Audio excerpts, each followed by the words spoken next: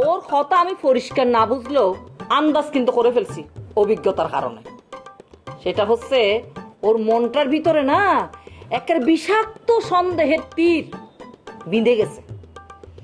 এইভাবে তো সন্দেহ নিয়ে সংসার করা খুব কঠিন, খুব কঠিন। একদম খালা, আপনি ঠিক কথা বলছেন। প্রিয়জন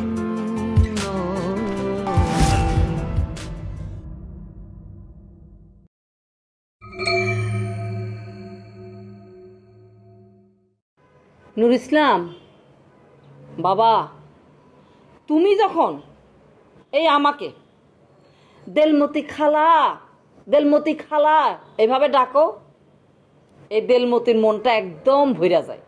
এখন তুমিই বলো আমি তোমার কি? শোনেন খালা, আমি একটা কথা বলে দিই, ওনাদের পক্ষ নিয়ে যদি আপনি কোনো কথা বলেন তাহলে আমার কিচ্ছু না আপনি। আর যদি আমার পক্ষ হয়ে কথা বলেন, আজকের থেকে আমি আপনাকে কথা দিতেছি আমার মায়ের মর্যাদা আপনাকে দিব। শোনো, উনি যদি তোমার মা হন তাহলে তুমি তো মায়ের কথা শুনবা, কি শুনবা না? আব্বা, আনার মায়ের লগে আমি একবার ইচ্ছে রাগারাগি করছি, আরি রাগারাগি করি বুঝছি নিয়ে বাইর গেছি কই। আর মা কি কইছে বুঝছেনি, কাহারাম দাদা জলদি চলি যা, আসার কাছে যা, আমি চলে গেছি। আমিও সেই একই কথা বলবো, কারণ আমি বিশ্বাস করি ভাই, একজন মানুষের মন ভাঙা আর মসজিদ ভাঙা সমান অপরাধ, তাই না?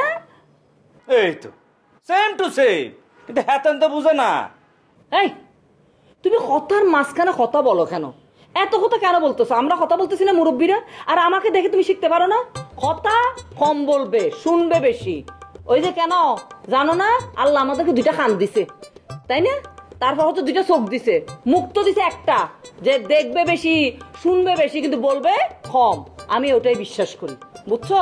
আচ্ছা যাই হোক, আচ্ছা নুর ইসলাম, মনে করো যদি তোমার মনের মধ্যে যদি মসুর ডালের সাথে যদি হলের তেল মিশে যায়, তুমি যদি সেটাকে বাক করতেছ, হ্যাঁ, তাহলে তোমার মনের সব কথা কাউকে না কাউকে তো বলতে হবে, হয় ওনার কাছে বলবে নাহলে আমার কাছে বলবে। বলো। আপনি খুব সুন্দরভাবে জিনিসটা বোঝেন। আমি কথা হলো আপনার মেয়ে যে কিনা বিবাহিত, আমি বলতেছি আপনি শুনুন ঠান্ডা মাথায়, সে বেড়ানোর জন্য বা যে কোনো কারণে আপনার বাড়িতে আসলো, সাথে সাথে কেন একটা অপরিচিত ছেলে ওই বাড়িতে যাবে সেটা আমাকে বলেন। এই আমার মেয়ে তো বিয়েই হয় না। উদাহরণ দিলাম, আপনার মেয়ে মনে করেন যে তার মেয়ে, আর মনে সে আমার মেয়ের ফ্রেন্ড, এই জন্য গেল একসাথে পরে এক জায়গায় বাড়ি যাইতে পারে না? অবশ্যই পারে। আর এই জন্য কি আমি আমার মেয়ের অপমান করি নাই? গায়ে পর্যন্ত হাত, তুমি সেটা জানো না? কেন শুনি এই কিস্সা কাহিনী এখানে উঠাইতে গেছো? কি কথা বলতেছো না কেন? অবাজ্যা খোদা, কিসা তো তাইলে খুব বালা করে গিট্টু বানছে। নুর ইসলাম কিন্তু একদম পয়েন্টে পয়েন্টে কথা বলছে ভাই। ওর কথা আমি পরিষ্কার না বুঝলেও আন্দাজ কিন্তু করে ফেলছি অভিজ্ঞতার কারণে। সেটা হচ্ছে ওর মনটার ভিতরে না একটা বিষাক্ত সন্দেহের তীর বিঁধে গেছে। এইভাবে তো সন্দেহ নিয়ে সংসার করা খুব কঠিন, খুব কঠিন। একদম খালা, আপনি ঠিক কথা বলছেন। আর আপনাকে আমি কথা বলি আব্বা, আপনি তো মেয়ের বাবা, পিতা, আপনার মুখে এইভাবে কথা বলাটা সাজে না। আপনার মেয়েকে আগে আপনি ঠিক করেন। এই আমার মেয়ে যখন আমার কাছে ছিল তখন একদম ঠিক ছিল, তারপরে কি হয়েছে না হয়েছে সেটা তো আমি জানি না। আর তুমি যা বলতেছো তার এক বিন্দু যদি সত্যি হইতো তাহলে আমি বলতাম বাবা থাক, আমার মেয়ের সাথে সংসার করা তোমার দরকার নাই। তারপর তুমি চলে আসার পর আমার মেয়ে যে কান্নাকাটি করছে, এটা বাবা হিসেবে আমি সহ্য করা আমার সম্ভব না।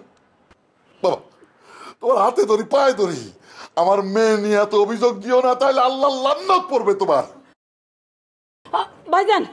ভাইজান একটু শান্ত হন, ব্যাপারটা আমি বুঝে গেছি। এই যে এই ভাইজানের এই হতা যদি সত্যি হয়, তাইলে কিন্তু নুর ইসলাম তোমার এভাবে গো ধরে বসে থাকাটা কিন্তু একদম ঠিক হইতেছে না, একদম না। খালাম্মা, আন্না আগে আন্নের স্ট্যান্ড ক্লিয়ার করে যে মিকা কথা কন, হে মিকা কথা কন, আন্না তো দেয় দুবাইকা বলুয়ে না।